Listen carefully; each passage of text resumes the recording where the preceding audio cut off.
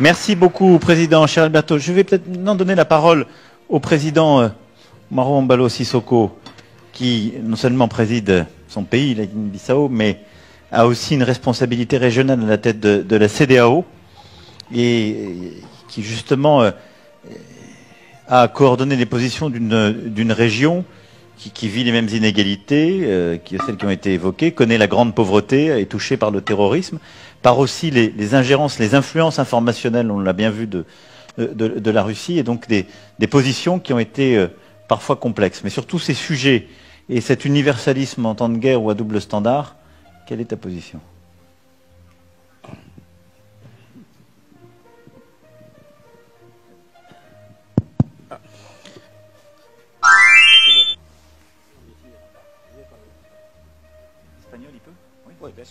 Muchas gracias, presidente José Macron. Emmanuel Macron, yo pienso que es muy importante que nosotros todos reflectimos cómo acabar con la guerra, hambre y epidemia. Je disais, Monsieur le Président, que hay cosas que nos tocan bastante. pense qu'il faut que nous réfléchissions sur comment finir sur cette guerre. On parle beaucoup à la télévision, dans la presse écrite, de la guerre entre la Russie et l'Ukraine. Mais en nuestra zona, por ejemplo, tenemos guerras. Dans nos régions, il y a aussi des guerres. Le Mali, le Burkina Faso, et il y a des morts tous les jours. En Amérique du Sud aussi. En Colombie, par exemple, tous les gens qui émigrent vers les États-Unis et qui meurent sur la route. Mais pour la communauté internationale, la seule chose qui est sur l'agenda, c'est le conflit entre l'Ukraine et la Russie. Quelque chose qui pourrait être terminé très rapidement s'il y avait un dialogue.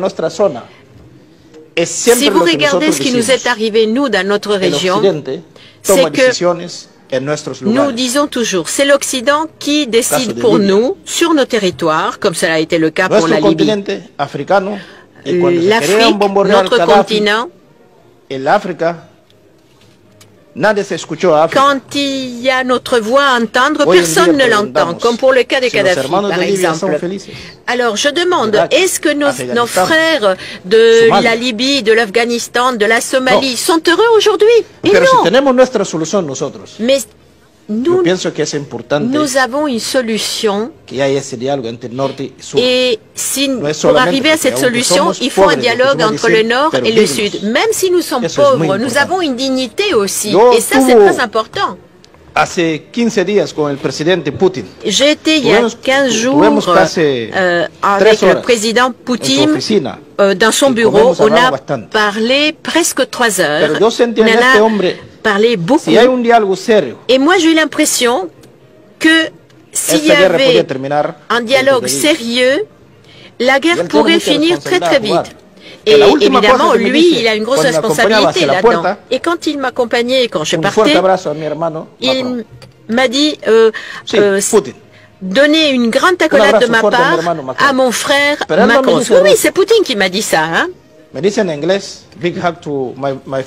il me l'a même dit en anglais. A big hug to my brother Macron. Voilà, voilà, il me l'a dit comme ça. Pero yo llegué también.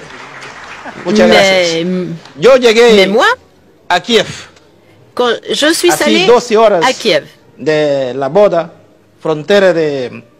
qui se trouve à 12 heures de la frontière de Pologne, et quand j'allais vers l'Ukraine,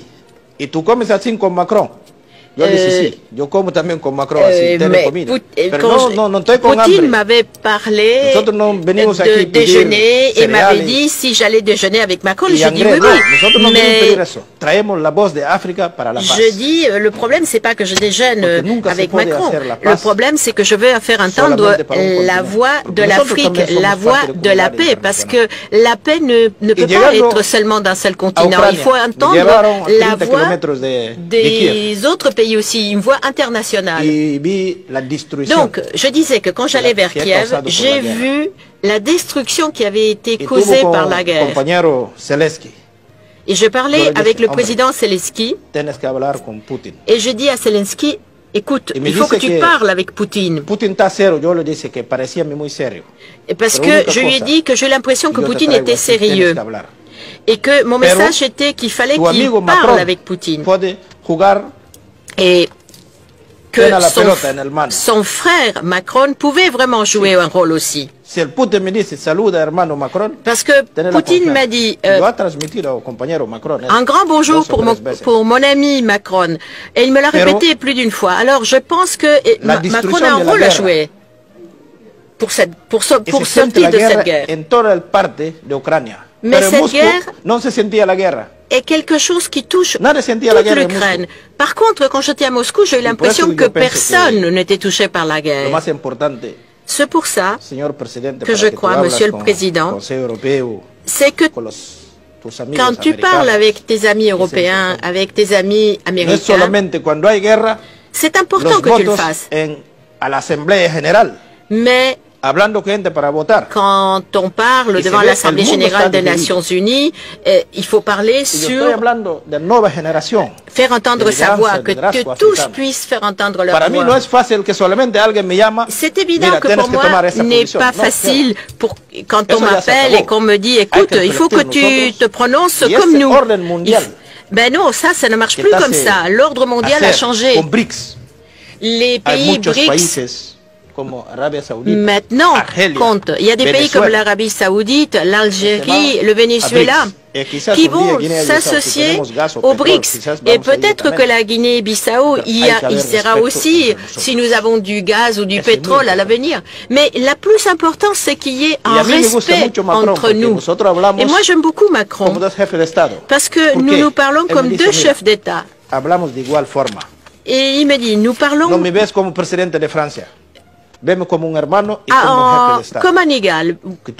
Je suis un frère et toi tu es un chef d'État. Je te parle comme un frère.